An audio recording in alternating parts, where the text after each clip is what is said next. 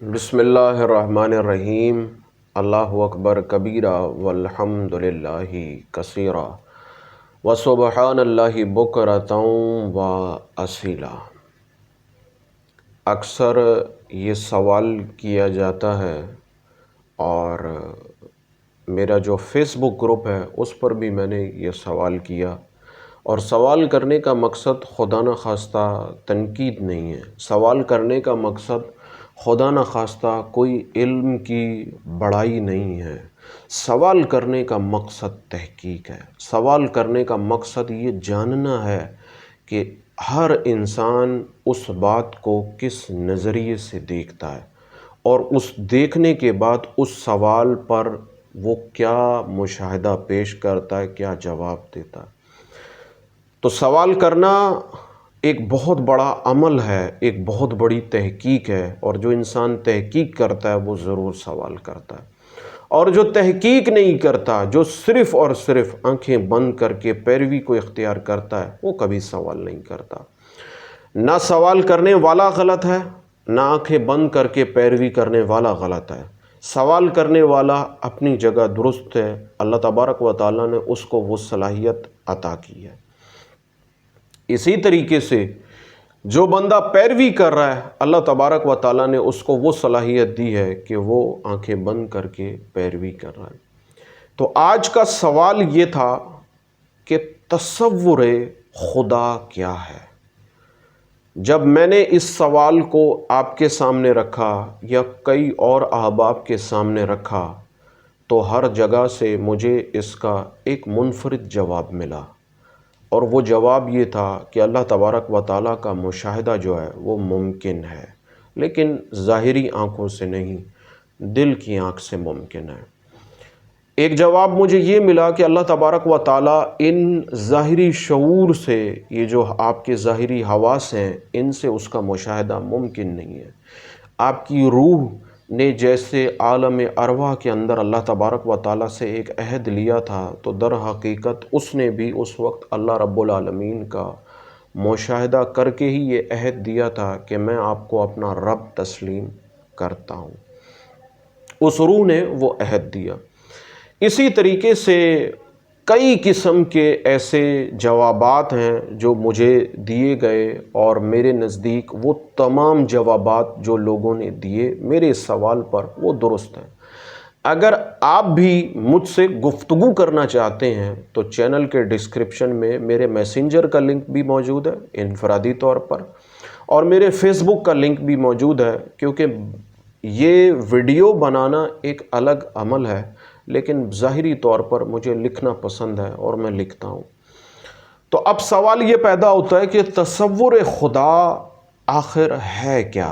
میں کیا سمجھتا ہوں تصور خدا کیا ہے؟ اور کیا تصور خدا ممکن ہے؟ یہ جو آج کا یہ جو موضوع ہے، میں جانتا ہوں کہ یہ اس ویڈیو کے چند منٹوں کے اندر کور نہیں ہو سکتا۔ میری اس گفتگو سے کئی قسم کے سوالات کھڑے ہوں گے، اور ہر سوال علم کی ایک گرہ ہے۔ جتنی گرہیں آپ کھولتے جائیں گے اتنا ہی علم و عمل میں اضافہ ہوتا چلا جائے گا۔ تو میرے نزدیک خدا کا تصور کیا ہے، میں اس کا مختصر جواب دیتا ہوں، پھر کچھ وضاحت آپ کی خدمت میں پیش کرتا ہوں، اور دعوت دیتا ہوں کہ غور و فکر کو اختیار کریں۔ جو غور و فکر اختیار کرے گا، اللہ تبارک و تعالیٰ اس کے علم و عمل میں وسعت عطا فرماتا ہے، اس کی روحانیت کے اندر بھی وسعت پیدا ہوتی ہے، بشرط کہ اس کے پاس روحانیت موجود ہو۔ خدا کا تصور یہ ہے کہ اس کا کوئی تصور نہیں ہے۔ جو لوگ خدا کے تصور کو باطنی آنکھ سے تسلیم کرتے ہیں، میرے نزدیک علمی اعتبار سے یہ بات درست نہیں ہے۔ آپ کبھی خدا کا مشاہدہ نہیں کر سکتے ہیں۔ پہلے میں اس کی ایک مثال آپ کے سامنے رکھتا ہوں، اور پھر اس کی کچھ وضاحت دیتا ہوں، اور کئی ایسے سوالات ہیں جو آپ پر میں نے چھوڑ دی ہیں۔ میں یہ چاہتا ہوں کہ اس چینل کے وسیلے سے آپ کو وہ سوچ ملے، آپ کو وہ ویژن مل سکے کہ جس سے آپ غور و فکر کر کے علم کے اپنے حصے کو تلاش کر سکیں اگر آپ کو علم کی جستجو یا طلب ہے۔ خدا کا تصور یہ ہے کہ خدا کا کوئی تصور نہیں ہے۔ مثال کیا ہے؟ مثال یہ ہے، اچھا جو مثال میں دے رہا ہوں اس کا مقصد خدا نخواستہ کسی کی تذلیل نہیں ہے، کوئی بے ادبی نہیں ہے اللہ تبارک و تعالیٰ کی ذات میں، نہیں، یہ ایک سمجھانے کا، ایک بتانے کا طریقہ۔ ایک عورت جو ہے وہ حاملہ ہو جاتی ہے، حاملہ ہونے کے چند ماہ بعد جب اس کے پیٹ کے اندر جو بچہ ہے اس کی پرورش ہو جاتی ہے، یہاں تک کہ وہ 6 مہینے کا بچہ ہو جاتا ہے۔ اب میں آپ سے یہ سوال کرتا ہوں کہ اگر وہ یہ سب چیزیں فرضی باتیں ہو رہی ہیں، اگر وہ 6 مہینے کا بچہ یہ خواہش کرے کہ میں اپنی ماں کو جس کے پیٹ کے اندر میں 6 ماہ سے ہوں، میں اس کو دیکھنا چاہتا ہوں، میں اس کو دیکھنا چاہتا ہوں، میں اس کا مشاہدہ کرنا چاہتا ہوں، وہ ماں کیسی ہے، تو میں آپ سے پوچھتا ہوں کیا قوانین قدرت کے تحت یہ بات ممکن ہے؟ اگر میں آپ سے یہ سوال کروں کہ پیٹ کے اندر موجود بچہ یہ کہتا ہے کہ میں اپنی ماں کو دیکھنا چاہتا ہوں، تو کیا آیا یہ چیز ممکن ہے؟ تو جواب یہ ہے کہ جی یہ چیز ممکن نہیں ہے۔ اگر 6 ماہ کا بچہ اس عورت کے پیٹ سے باہر آ جائے گا تو وہ ایک لمحے بھی سانس نہیں لے پائے گا، انتقال کر جائے گا، مر جائے گا۔ اور وہ مشاہدہ کب کر سکتا ہے؟ وہ مشاہدہ 9 مہینے مکمل ہونے کے بعد کرے گا۔ جب 9 مہینے مکمل ہو جائیں گے اور وہ اس پیٹ کی گرفت سے باہر آ جائے گا، اس اندھی کال کوٹری سے جس اندھیرے کے اندر وہ اس وقت بند ہے اس سے باہر آئے گا تو ہی وہ اپنی ماں کا مشاہدہ کر سکے گا، ورنہ اس کے علاوہ وہ مشاہدہ ممکن نہیں ہے۔ یہ ایک عام سی مثال تھی، اب اس کی وضاحت کرتا ہوں۔ اللہ تبارک و تعالیٰ کا جو علم ہے وہ ہر جگہ موجود ہے، اور تمام مخلوقات، تمام عالمین، تمام تر نظام جو اللہ تبارک و تعالیٰ کی ذات یعنی کہ خالق سے ہٹ کے جتنی بھی چیزیں ہیں وہ مخلوق ہیں، اور وہ مخلوقات خالق کے اندر موجود ہیں۔ اللہ تبارک و تعالیٰ نے ہر چیز کا احاطہ کیا ہوا ہے، اس کا علم مکمل ہے، جو کچھ بھی ہے وہ اس کے علم کے اندر موجود ہے۔ یعنی کہ اگر میں اس بات کو اس طریقے سے سمجھاؤں کہ ہم خالق کو اپنے اندر تلاش کرتے ہیں جبکہ ہم خود خالق کے اندر علم کی صورت میں موجود ہیں۔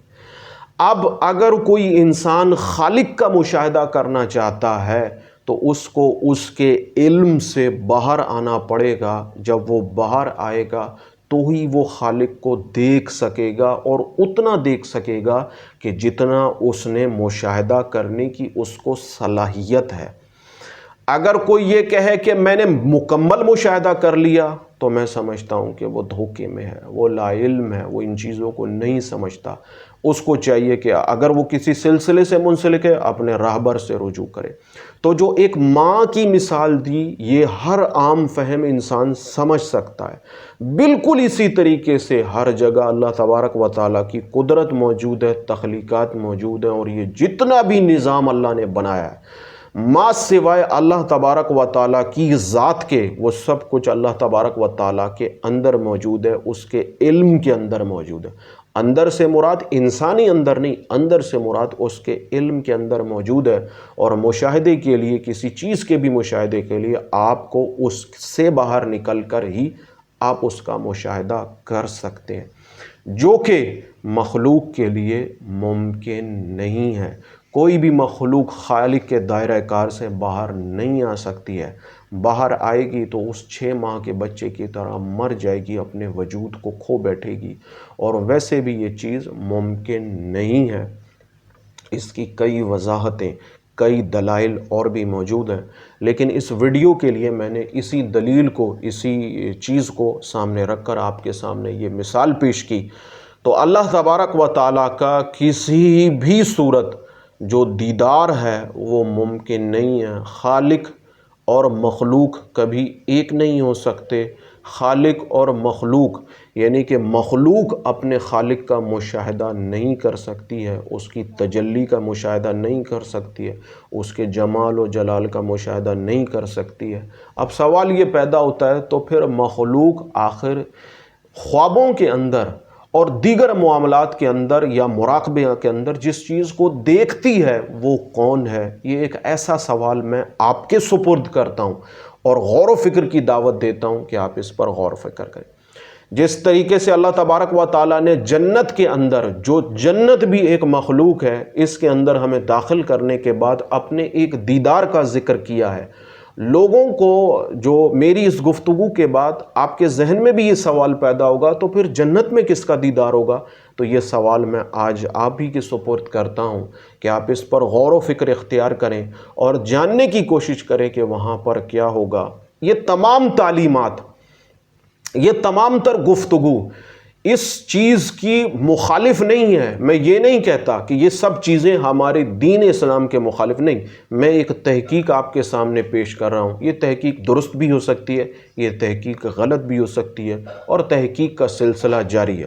تو اپنی اس گفتگو کو یہیں سمیٹ رہا ہوں، اس امید کے ساتھ کہ آپ غور و فکر ضرور کریں گے۔ اگر اس حوالے سے یا کسی بھی حوالے سے آپ کا کوئی سوال ہو تو چینل کے ڈسکرپشن میں میرے میسنجر کا لنک موجود ہے، میرے فیس بک کا لنک بھی موجود ہے، میرے واٹس ایپ چینل کا لنک بھی موجود ہے، آپ اس پہ مجھے فالو بھی کر سکتے ہیں۔ تو مجھ خاکسار کو اپنی دعاؤں میں یاد رکھیے گا۔ اللہ تبارک و تعالیٰ آپ کا حامی و ناصر ہو، آمین ثم آمین۔